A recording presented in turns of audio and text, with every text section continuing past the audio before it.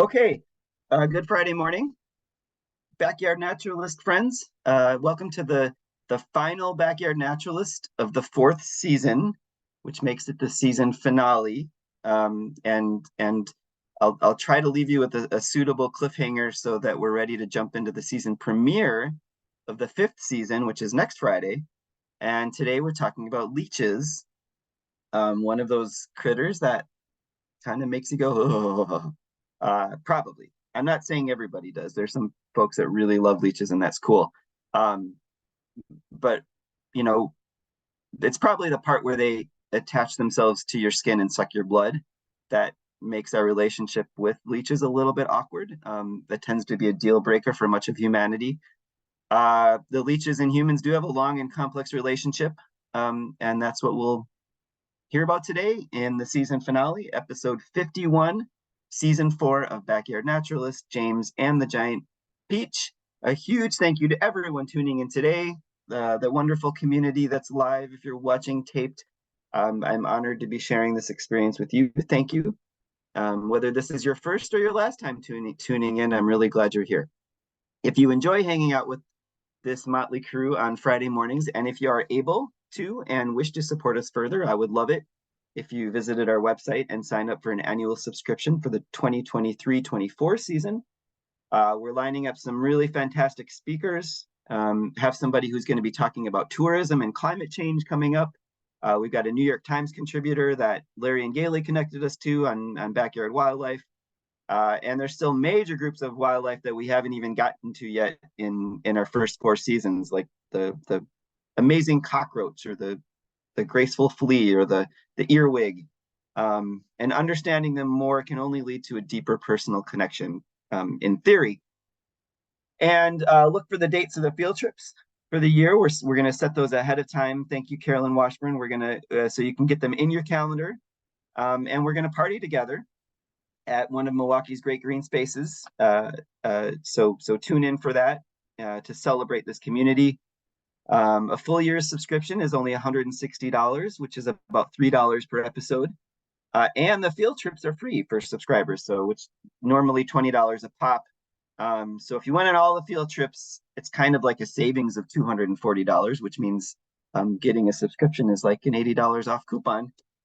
With my apologies to those of you in Massachusetts that probably would have to pay a little bit more for the plane tickets. But either way, your purchase of a subscription is one of the best ways to support the Urban Ecology Center's research team in particular, and the center's mission of connecting people in cities to nature and each other. So thank you for listening to this important announcement. And now on to the science. One of the things we've been closely tracking here is space exploration, because our backyards have a front row view to the skies that humanity is exploring. And there have been some big updates you probably heard of in some of the lunar missions that we've been following as we Earthlings are ramping up our focus on our satellite moon. There's some bummer news to start with. So the Russian mission to revisit the moon for the first time in more than 50 years, Luna 25, ended up with the spacecraft crashing on the moon's surface. They were attempting to be the first country ever to land a spacecraft on the south pole of the moon. And we all know that Russia has taken a prominent place in the news for other reasons. I'm not here to analyze those, but there is a strong feeling that part of this failure has to do with their isolation from other countries that are also exploring the moon. But Russia is not alone in experiencing failed missions that have resulted in crashes on the moon. 6 countries have crashed unintentionally or intentionally spacecraft on the moon, as well as the European Space Agency and a private company out of Japan, which had a failed landing earlier this year. But meanwhile, just a few days after the Russian crash, India's lunar mission, the Chandrayaan-3, made a soft, controlled, successful landing in that south polar area of the moon that Russia was trying to become the first to, and now India, just by a matter of days, became the first country to land a spacecraft, which includes a lander and a rover, on the south pole of the moon. And it's not just countries that are jockeying for this this lunar supremacy. There's still a race to be the first private company to land on the moon.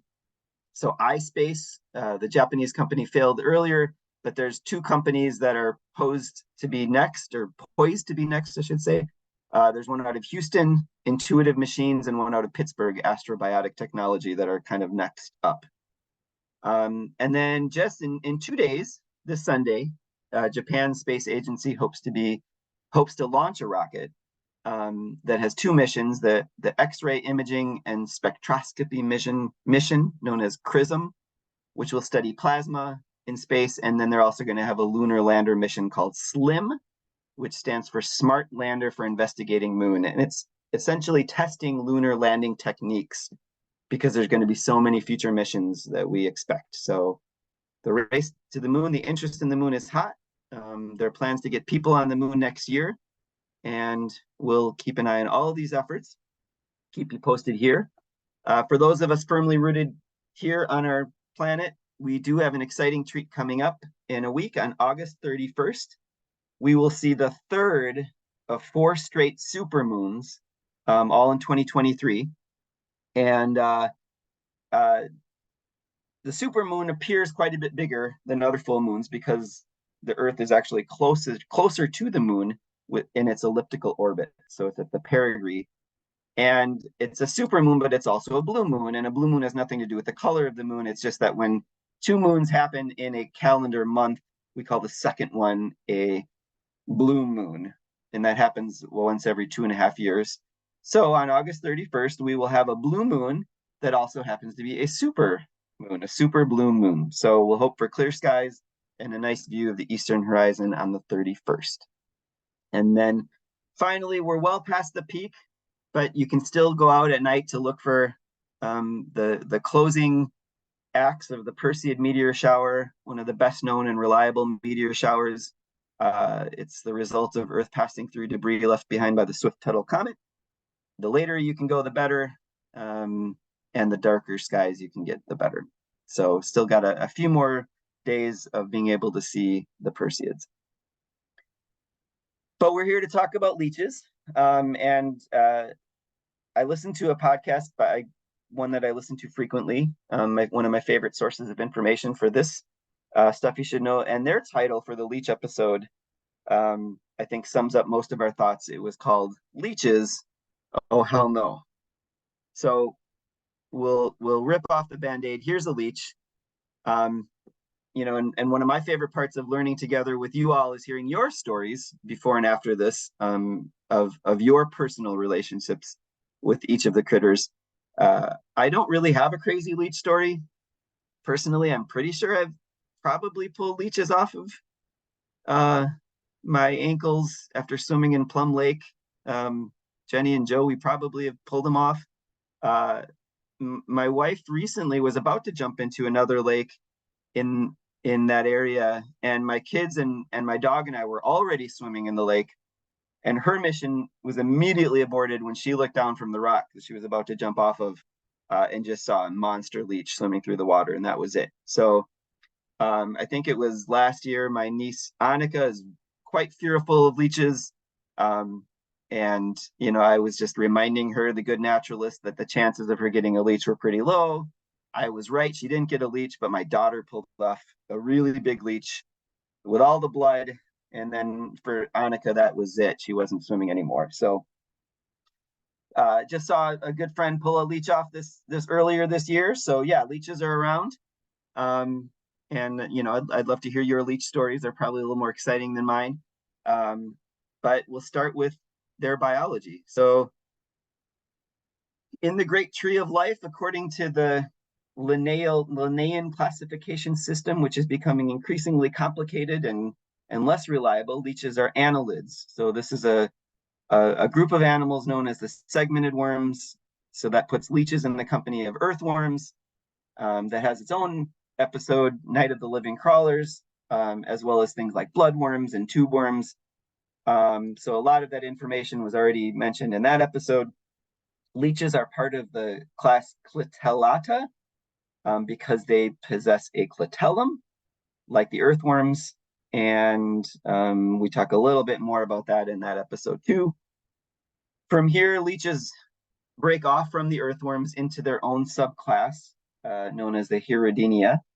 But when you look at leeches and you look at earthworms, you can kind of see their relationships. They're both kind of have that same body plan. They're soft, muscular, segmented.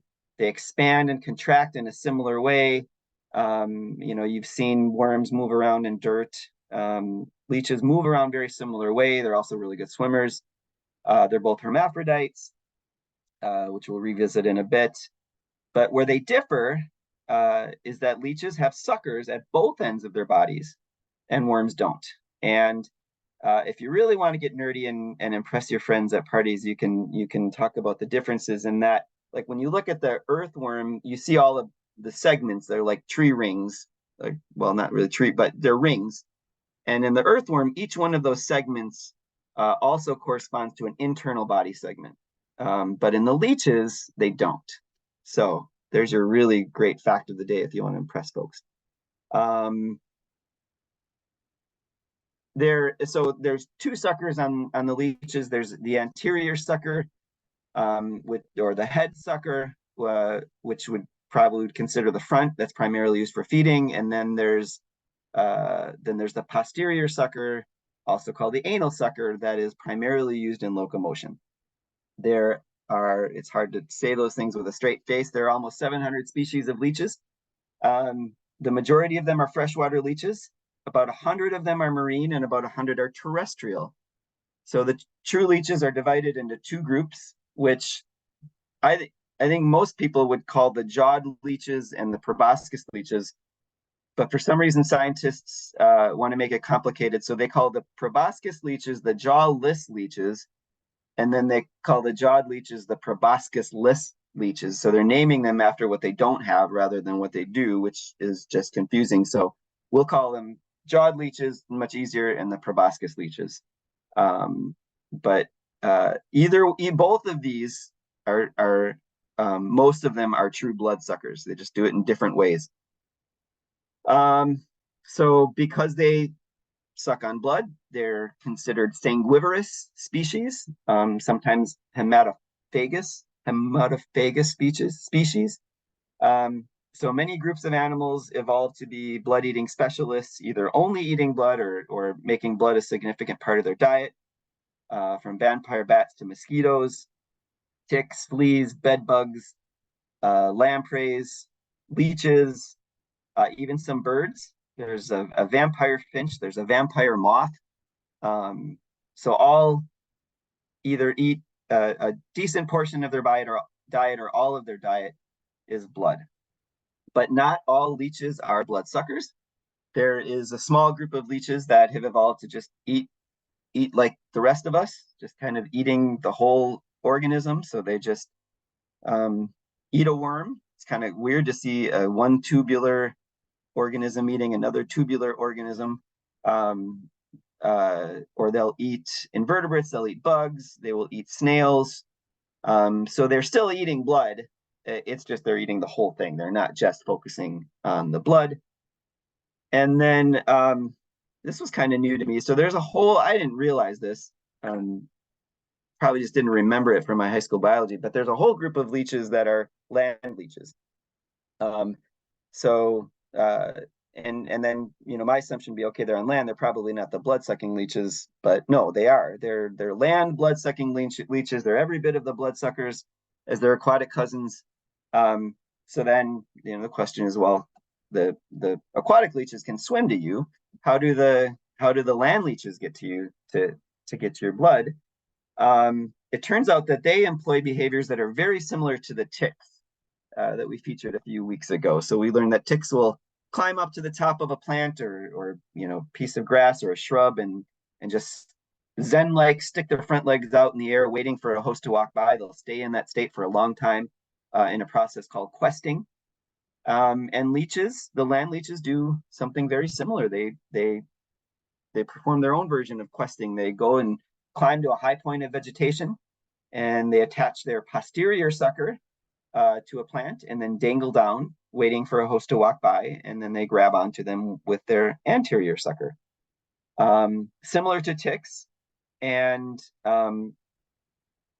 and like mosquitoes too, they can detect carbon dioxide in their preferred host, which is mammals. So very similar to ticks, the land leeches. The vast majority of leeches prefer mammal blood, but they're not limited to it. So you will see leeches on frogs, birds, fish, turtles, and here, particularly here in our area, when you see a snapping turtle up on shore, almost everyone that I've seen has had a leech, usually kind of on the rear end of the turtle, away from the mouth parts. But there's our turtles tend to be heavily parasitized by leeches. But the leeches that we all know and love so well, the ones we're most familiar with, are the freshwater jawed leeches. So if you've seen the movie Stand By Me, the famous scene where a leech ends up in the worst possible spot for Will Wheaton's character, these are the leeches that have been used in medicine for centuries. They're known for sucking blood, and they do it very well. So jawed leeches, both the aquatic and the terrestrial ones, have razor sharp denticles. They're not true teeth, as Amanda taught us a few weeks back. They're denticles, but they function like teeth, and they're arranged in kind of like this Mercedes emblem, and they function really like circular saw blades, kind of moving back and forth. But when I look at this mouth, it doesn't seem super scary to me. Like if you look at a lamprey mouth, that's the stuff of nightmares, and probably the inspiration for the creatures in Stranger Things. But if you take a closer look, each of these sets of denticles are full of just razor sharp parts. This is like doctor's scalpel sharp. And when these leeches attach onto you, they first will do a very rapid succession of breaths, inhales and exhales, inhalations and exhalations, and that causes them to clamp onto you. That's the sucker part. They use the air pressure to, like a suction cup. They do that first, very quickly, and then these absolutely fantastically sharp denticles, just again like a circular saw, just kind of bore into your skin. It's hard to imagine for me that these things can clamp onto you without you noticing them when you think about what they're doing. But the teeth are so sharp and the bite is so shallow that you just have no idea that they're on you until you actually see them on you. And then the suction cup is so powerful and efficient that leeches can stick on vertical surfaces, even if they're covered in oil or Vaseline. They can stick onto glass, fabric, plastic, Velcro, paper, sandpaper. They rival both geckos and houseflies and the super glue guy from the 80s with their ability to stick onto almost any surface. And so these jawed leeches are the ones we're most familiar with. There is also a different group of leeches that are just as insidious, and they are called the jawless leeches. So meet the giant Amazon leech, which reaches 20 inches long. This photo is not the largest as they get. 20 inches, if you think of, maybe go get your mail and just get two standard sized envelopes and put them end to end. That's how long roughly 20 inches is. So these are monsters. But these leeches don't have those razor sharp denticles. But that's not necessarily a phew moment. This is they're one of the leeches with proboscis, with a proboscis. And the proboscis is essentially a large hypodermic needle. Actually, it's a tiny hypodermic needle. It's long and very, very sharp. So once again, it's so sharp that, just like if you get a good doctor, good nurse putting a needle into you and you don't notice it, this leech is very good at getting into you without you noticing. So sharp, you just no idea that it's tapped into your bloodstream.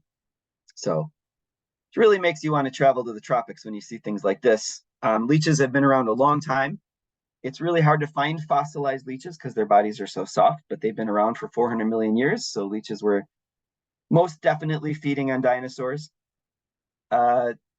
there is a lot of really cool things about leech anatomy, but a lot of that stuff was covered in the worm episode. Mention a couple things. Leeches are born with very simple eyes. And when they're young, they do use sight, that rudimentary sense of vision to see the world. But then as they get older, they don't use their eyesight as much. They don't need to because their other senses become much sharper. And that's what makes them so good at finding you. So even in murky waters, they have a lot of tiny hairs around their jaws and their bodies that can detect movement in the water. So if you're going to get in the water and there's a leech nearby, that leech knows you're there and is already coming for you before you realize it. And they're very fast swimmers, and they're very deft at swimming. And so they can find you, get to a good spot, attach themselves to you in a blink of an eye. And so if you think about it, if there's a lot of leeches in the water, they're all going to come for you. And pretty soon it's like in Stand By Me, you got leeches everywhere. And so if they're whatever they're looking for you, if it is you and now you have a leech that's using its superpower suction action on you, and its razor sharp denticles to access your bloodstream. The other thing that's happening, which is really important, is they have a very interesting mix of compounds in their saliva. So similar to like how wasps have this collection of compounds that they use when they bite you that really sucks. The leeches have a really interesting mix of compounds in their saliva. One of the most important is called hirudine, which is a very powerful blood thinner. And I think when you talk to people about their leech bites, probably the most common thread is people's leech is that they bleed a lot. And I'm just going to, right, sorry about that. Bleed a lot. And I just found out from my computer that I need to plug in my computer, otherwise I'm going to leave you all very quickly. So let's make sure that doesn't happen, because that has happened before. Everybody had very. There we go. Okay. Crisis averted. Okay, so we're talking about leeches on you. Hirudine, a very, very, very powerful blood thinner. And it's so effective that it's really being studied by modern medicine as a way of such an efficient way of thinning your blood. So when you are bit by a leech, and if it pulls off, the thing that's the thread that I was mentioning, the common stories, is that you just bleed a lot. After the leech is off of you, there's a lot of bleeding, whether it comes off naturally or where you get it off. The blood thinner is so effective that you can continue to bleed for up to 10 hours after a leech is on you. So, you'll dress the wound, you'll put something on it, you'll put a Band-Aid, and then you realize like, oh, I'm going to have to redress it. And maybe several times, because that very, very powerful blood thinner. And another compound is called a vasodilator, which really opens up your blood vessels. So in addition to thinning your blood, they kind of turn your blood vessels from a little garden hose into a fire hose. And then you combine both of those things with that suction pressure, that your blood is just flowing into that leech fast. It's like practically gushing stage. And the leech might drink 10 times its body weight in your blood in a matter of 20 or 30 minutes. It's adapted to do this. It wants to get to you and get its meal quickly and get off of you. It is a little vulnerable when it is on you. So the thing is, and that they don't have to do this very much. They're kind of like how camels, their relationship with camels and water. They don't need to drink, but when they do, they drink a lot. So that one blood meal might provide a leech with an entire year's worth of blood. And so the other thing that the medical industry is studying is how can it store that blood for that long without it going rancid, without it spoiling. And it stores it in little internal pouches that are filled with enzymes and filled with microbiota that keep the blood fresh, so to speak. So it's kind of turns them into Twinkies that'll last forever. So we know that the human gut biome is very important to us. Same with the leeches, their gut biome is very important. Leeches don't live that long. And so with this system of feeding, of just needing a few, they might only eat a few times in their entire life. which is another similarity they share with the ticks. I wish the story ended here, but not all leeches feed on you externally. So meet the tyrant king leech with the fantastic scientific name of Tyrannobella rex or T-Rex. This leech does not have these fantastically sharp denticles. It does not have the hypodermic needle, so it can't break through even the relatively soft skin of a human being. So if it wants to feed on you, it has to find places that are softer to your skin. And again, I promised I wouldn't grace you with pictures of this leech actually in humans, but I will tell you that it has earned the status of becoming the nose-dwelling leech for a reason. Its propensity to find the human nasal cavity.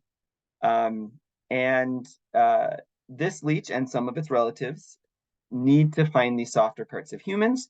So in addition to your nasal cavity, it could be the mucous membranes in your eyeballs. It could be your urethra,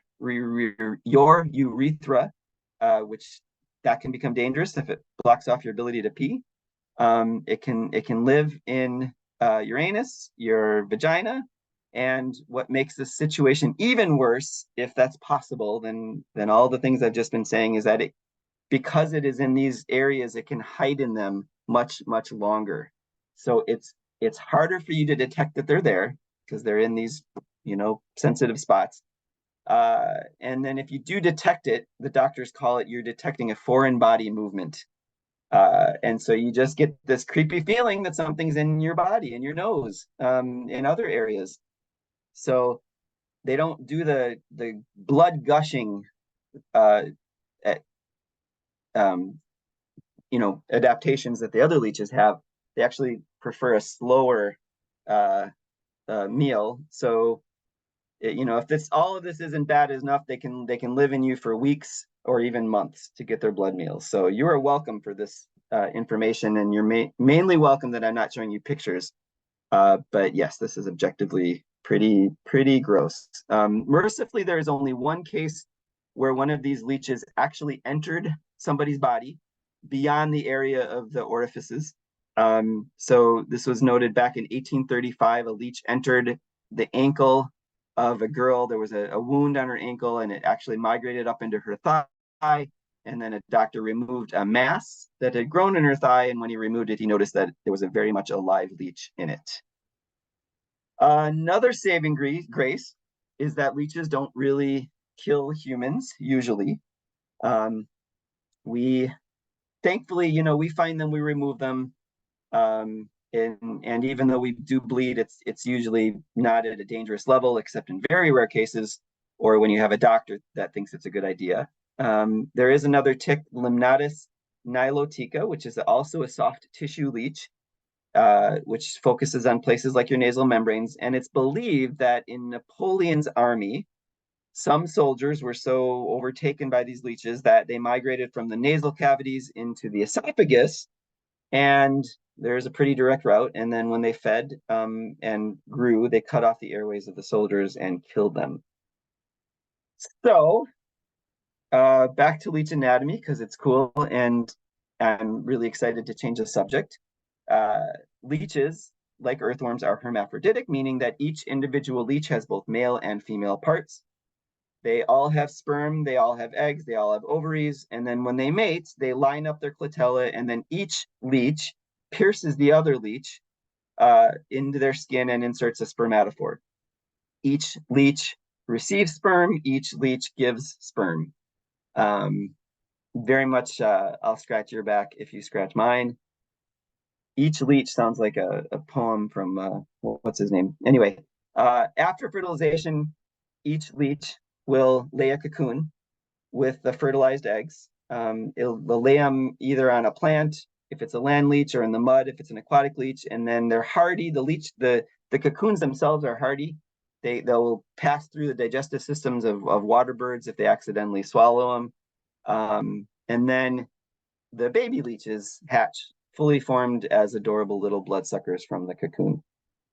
To paint a little bit more of a complete picture, some leeches are loving, doting parents, like the kangaroo leech. The name says it all. The kangaroo leech actually carries their fully formed babies in pouches. until they're ready to become empty nesters, but instead of dropping them off at college, mama will go look for the nearest frog or crab or arthropod and basically shoots all the little babies in a plume onto the host where they can get their very first blood meal. So you're swimming in a lake, you get a leech on you. What is the best method to remove them? So this is, again, the other public service part of this, like we did with ticks. The first message, like with ticks, is don't look on the internet for remedies. They'll tell you to put salt on them. They will tell you to put alcohol on them. They'll tell you to put lemon juice. Don't do that. And here's why. Ticks are not, leeches are not poisonous. There are no known major leech bloodborne diseases. So unlike with ticks, you don't have to worry about getting a disease if they attach onto you. But also, like with ticks, you don't want the leech to regurgitate into your bloodstream. That's what you're trying to avoid. If you get a tick off of you, you're trying to avoid it to regurgitate into you. You're also trying to do that with leeches. It's gross, first of all, but that's where it could introduce something into you that could get infected. That's where it could be dangerous. If the leech just does its thing and leaves you, there's really no danger to you other than, stopping the bleeding. Don't rip it off, because if it's left behind, then that could also get infected you. So don't panic. It's easier said than done. But what you really want to do is you want to kind of gently, sounds weird, you want to kind of gently coax the tick off of you. The leech doesn't want to regurgitate into you. It doesn't want to be torn apart. So you can use your fingernail, some say using a credit card. You just kind of want to gently nudge. You want to break that vacuum seal and gently nudge it off you, and then flick it back from whence it came. And then you do have to deal with the bleeding, so you want to clean and disinfect the bite area, dress, probably redress again. It is a bit scary when you see how much you bleed, but you will be fine. Getting it off of you is gross for sure, but it's relatively harmless at the end of the day. And I do love this illustration from The Art of Manliness for a bunch of reasons. First, it's mostly accurate. And secondly, I really love step 3, where it says, if you can stomach it, wait for the leech to finish its meal and detach naturally, which takes about 20 minutes. So I think I might try that someday if I'm lucky enough to get a leech. It also introduces the step of flicking the tick off quickly, because it will try to reattach to you. So that would suck if you just got it off and then all of a sudden it reattaches. That can probably be frustrating. And then more sites for bleeding.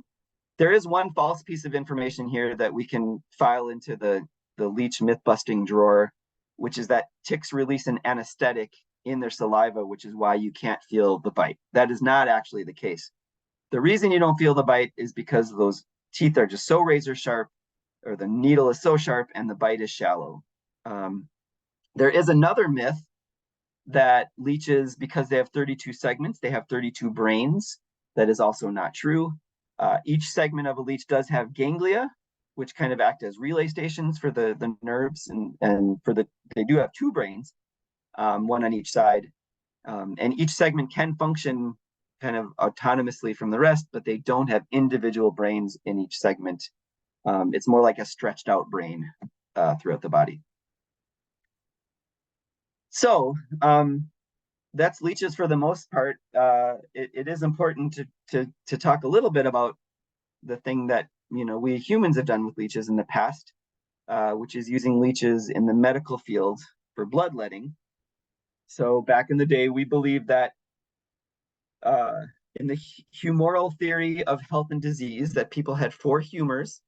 There's blood, phlegm, black bile, and yellow bile.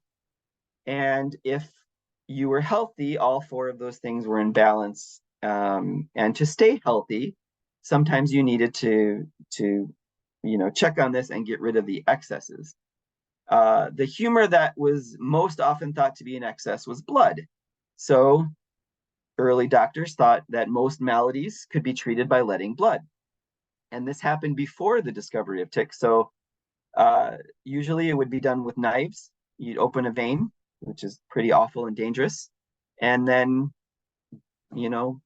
through trial and error, somebody thought about, well, let's use leeches. And then leeches became the modus operandi for removing blood. It became more and more popular, and then the early 1800s, particularly in Europe, is known as the golden age of leeching. Dr. Francois Broussais had actually kind of a ahead of his time thought that many diseases were the result of inflammation of the intestines, which is likely true and which is, a popular theory today, but still way behind the times in the tools that he had access to, which were leeches. And so every patient that had any malady, he would always start him off with 50 leeches. And then that earned him the moniker the vampire doctor. During the golden age of leeches, leeches were popular and influential, and they even worked their way into the fashion world, not only in the style of dresses adorned with leeches, but leeches would be used in the process of hairstyling, along with such wonderful products as gold dust and sulfuric acid. Leech mania persisted until a cholera epidemic resulted in many deaths in 1832, but at its height, there were 35 million medicinal leeches imported annually into France alone. It was such a profitable industry that there was a whole workforce of leech hunters. That was a good job to get. You'd use your body as bait to attract and extract and package up leeches in barrels and send them away. So in a good day, a good worker could harvest 500 leeches off their body. Unfortunately, it wasn't just awful for the humans, it was actually pretty devastating to leech conservation, leech ecology. And the effect of it remains today that many, particularly these medicinal leech species, are threatened, and their populations haven't rebounded from the massive overharvesting by humans. But it's not a thing of the past. Hirudotherapy has come back into fashion, particularly in the 70s. I mentioned earlier that not only just studying the chemistry of their saliva, in the 1980s, Dr. Joseph Upton found that leeches can be really helpful in reconstructive surgery by preventing blood from pooling up in the body when you're reattaching tissue. So that's one of the problems when you're reattaching tissue is necropsy and then blood pooling and causing all kinds of problems. So when you think of what's in the saliva, if you put a leech into play, the anticoagulants, the vasodilation, that becomes useful in preventing this blood from pooling up and becoming rancid and stagnant. So science is taking leeches seriously again today. Some people think they're going a little too far, and run the risk of overuse again. But they're being looked at for arthritis, for herpes, for cancer, for carpal tunnel syndrome, for hemorrhoids, which I don't want to think about too much. I'm not a doctor, but it's pretty cool that leeches are being studied again and becoming important again. In fact, leeches are now an FDA-approved medical device, as are maggots. Maggots are used to remove dead tissue in wounds. The FDA says that leeches can be used for the purpose of overcoming problems of venous congestion by creating prolonged localized bleeding.